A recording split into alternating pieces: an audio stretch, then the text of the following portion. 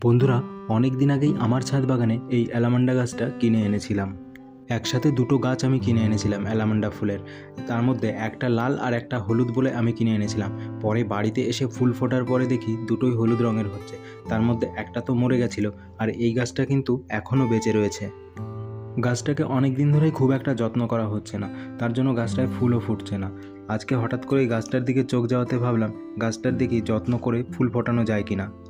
গাছটার ফুল যখন ফোটে তখন দেখতে খুবই সুন্দর লাগে। হলুদ রঙের ফুল একদম পুরো গাছ ভর্তি হয়ে ফুটে থাকে। একদম জঙ্গলের মধ্যেই গাছটা পড়েছিল। গাছের গোড়ায় অনেক ঘাস হয়ে গেছিল, আর একটা নয়নতারা ফুলের গাছও ছিল। আর সেই গাছটাও কিন্তু অনেক ফুল ফুটেছিল। অনিচ্ছা সত্ত্বেও সেই নয়নতারা ফুল গাছটা আমি তুলে ফেলে দিয়ে গোড়া পরিষ্কার করে একটু ভার্মি কম্পোস্ট সার দিয়ে দিলাম। সার দিয়ে দেওয়ার পরে গাছটাকে এবার একটু রোদের দিকটায় রেখে দেবো।